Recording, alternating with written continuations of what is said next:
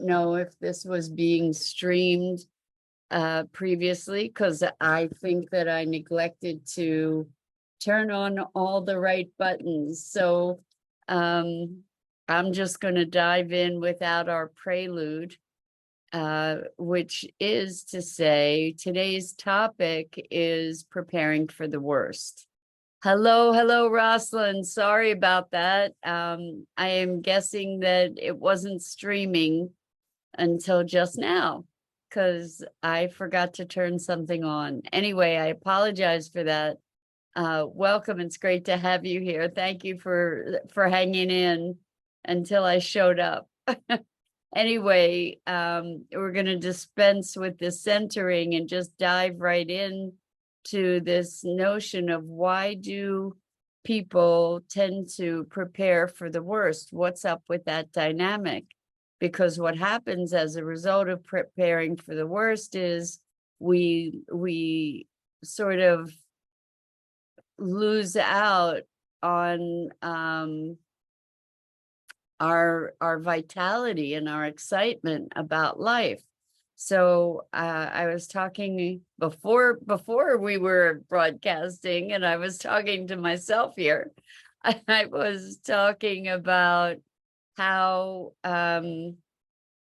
a conversation I had yesterday with someone who is facing the possibility of a really exciting opportunity coming through. In the face of that, they were really looking to tamp their enthusiasm because they didn't want to get too excited, because if they got too excited, then, you know, if things didn't come through, that they would be dashed. They would just be devastated. And so in the conversation, what arose was that the issue wasn't necessarily hope or enthusiasm or excitement. The issue was really attachment. So I'm wondering if we can be excited about the prospect of something without being attached to it, without being attached to the outcome.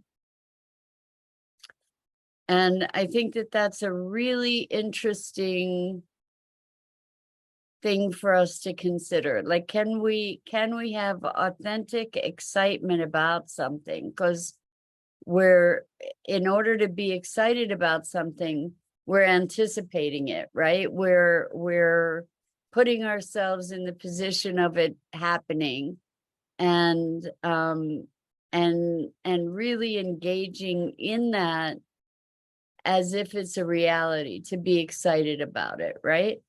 And so if that thing doesn't happen, we've been excited about it, is it possible to have been excited about that prospect without having been attached to it? To be excited, and then in other words, to be excited and then to not experience the disappointment of that thing not coming through, or at least not to be devastated by that possibility. And so in this conversation, where we came to was a trust that rather than focusing on the excitement of this specific outcome, instead to be excited that there was all this activity, that there was all this energy happening, that the energy was moving in that direction, and that whatever the outcome, the outcome would be great. So Rosalind says, expecting the worst is the mind preparing for the different outcomes. If there's a preference for one outcome over the other, the question is, can we be excited about it and have no attachment to it at the same time? Exactly. That's the question. Can we be excited and and not attached. Maybe we can be excited at the prospect that this thing is coming onto my horizon, that the energy is shifting, and look at what's manifesting. This is really, really cool that, that this new energy around something is manifesting. And whatever the outcome is, things are moving in the right direction, shall we say, or moving in a direction where we get to try it on and feel how that is, and that could be really awesome. And there's this question of attachment. So I find it really interesting because it's sort of holding paradox, and we've been talking a lot about holding paradox, that if you can hold polarities, what emerges is another possibility. It's like the energy of those polarities just shoots things up to another level of awareness and another level of energy. So in looking at this idea of whatever this potential is, and then being excited about that potential, and then allowing whatever is going to unfold, like coming from a place of trust and connection, to say that, I trust that what's unfolding is to the highest good. And, like this opportunity is definitely moving in the right direction. It's interesting because I can tell you for sure, I've experienced this attachment to outcomes, and then a grave disappointment when those outcomes don't come to fruition. And if we think about it, it was all manufactured anyway, right? The prospect of something happening, projecting ourselves into that circumstance, experiencing the emotion of receiving and having that thing, and then if it doesn't come through, then the disappointment or the experience of loss of that thing being taken away, or the prospect of it being taken away. So it's interesting. What just flashed in my mind is I had this pair of drinking glasses. They were actually martini glasses, and they were painted. They had a red stem and painted in gold with this really fanciful, lovely pattern, and they were just gave me joy. And so I really love these glasses, and I broke one. And in the past, I would have been really, really upset that I broke this glass. But as it was like, okay, I broke the glass. And I still have one, which is awesome. I'm thrilled that I still have one. But I was able to really enjoy and appreciate that glass, and also not be attached when I broke it, or not too attached, shall we say. Like, I wasn't devastated. And part of maybe why it didn't impact me so much is that I still had this other glass. But the thing is, ultimately, it's a glass, right? Ultimately, I got tremendous joy out of it when I had the opportunity to use it, and then it wasn't there anymore, and I was able to appreciate it and also have a nominal attachment to it. And I wonder if that's how we can be engaged, like to really allow ourselves to experience the excitement of life. Because I think what we do is we protect ourselves from disappointment at the expense of vitality, at the expense of really being excited about something. Like little kids get really excited, and how wonderful is that, to have that sense of joy and engagement and participation and delight. We deserve to have delight, right? And so the thinking about the thing is, if we can, maybe even if we can just enjoy the thinking about the thing and recognize that it's the thinking about the thing that we're enjoying. Like right now, anticipating having this fantasy about whatever it is, about your perfect home. I mean, we know that that's part of the art of manifesting, is to be envisioning these things, is to be presencing ourselves to them with an emotion of the experience of having that thing, right? Not of wanting that thing. That's a whole different energy, because the energy of wanting is affirming that we don't have it, right?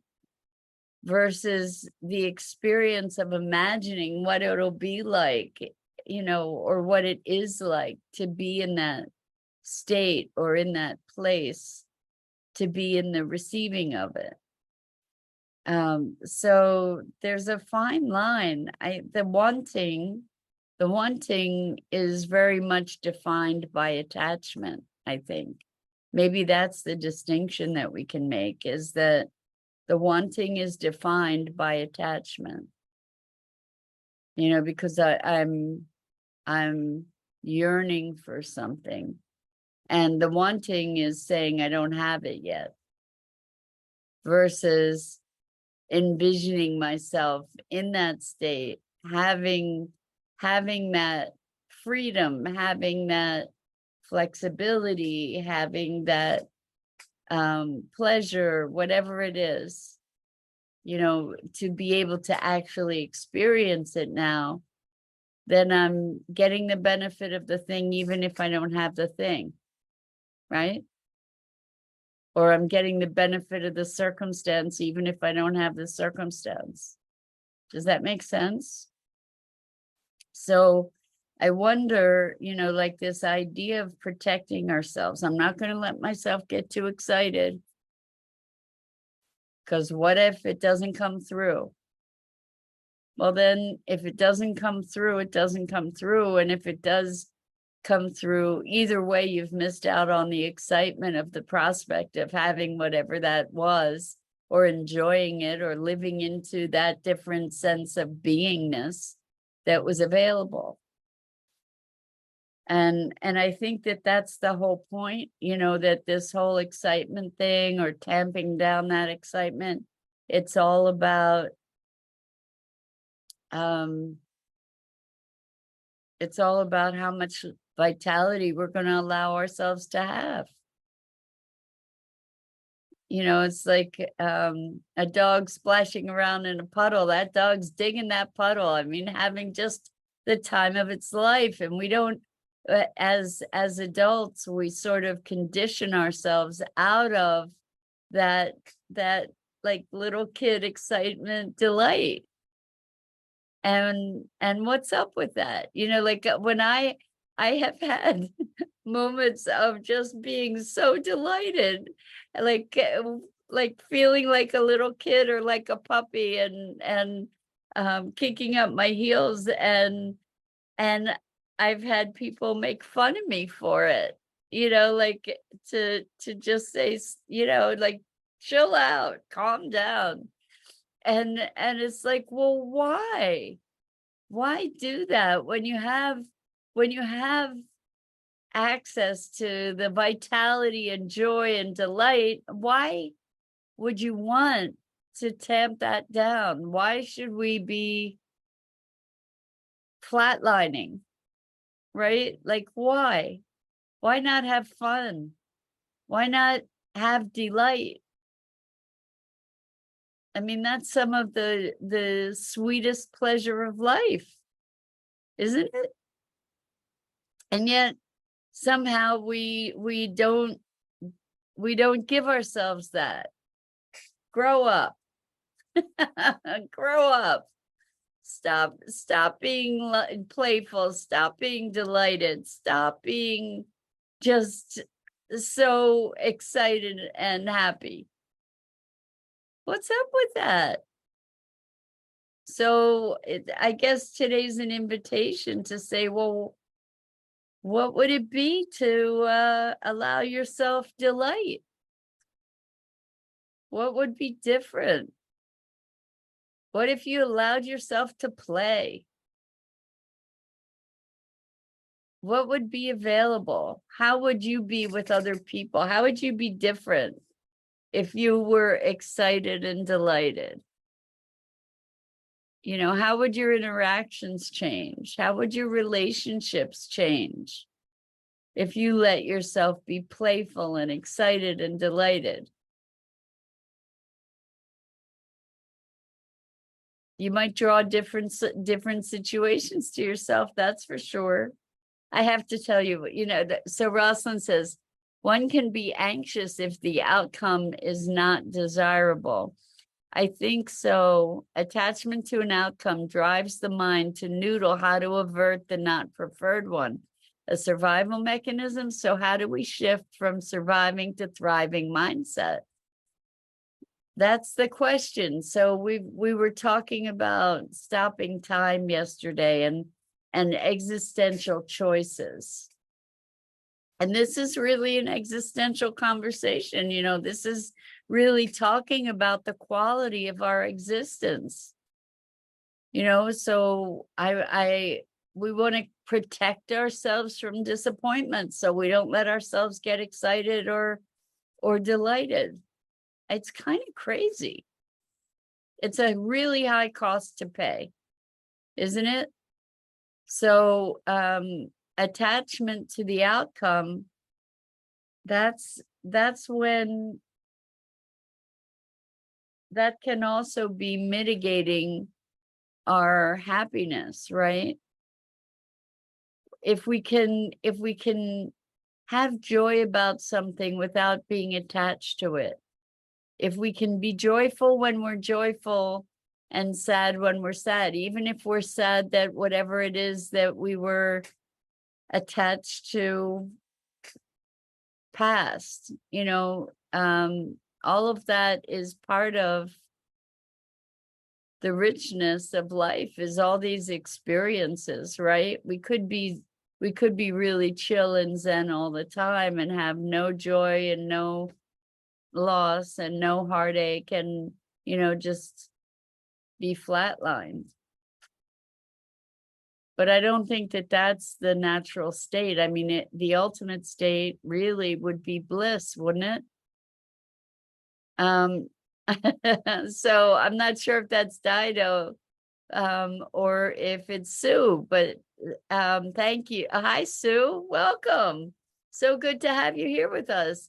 So Sue says that's a really good point you made. Yeah, like why deprive ourselves of the experience of being alive and all the ups and downs? You know, like I was just thinking of my cat. Sometimes she just bullets around the house, like less now that she's almost 16, but just like running around like a nut with all this vital energy. And that's awesome. And other times she sleeps. And so Sue says, I've been thinking about this. Yeah. I'm glad because there's so much available to us just in terms of vitality, in terms of our aliveness. And as adults, we tend to tamp down our aliveness. And if we look at people that are having fun and say, oh, how immature. It's like, oh, okay, it's mature not to have fun anymore. Like, let's have fun. Not to the detriment of others, not to the detriment of ourselves, but why not find delight? Why not? So with that thought, I'm going to wrap it up for this morning. I'm Mara Rubin. This is the Core Connection, and I go live here on the Enlightened World Network Facebook page and YouTube channel at each weekday morning at 9 a.m. Eastern. And oh my gosh, it's Friday already. I totally forgot about that. So I will not see you this weekend, but I wish you a wonderful weekend and take joy and play into the weekend. Why not? And really, like, allow yourself to kick up your heels and experience the delight of real engagement. So until next time, I invite you to check out all the awesome programming on Enlightened World Network, Enlightened World Living, EWN One with the Earth. And I look forward to seeing you again here next week. Really, it'll be sooner than we know it on Monday. And until then, lots and lots and lots of love.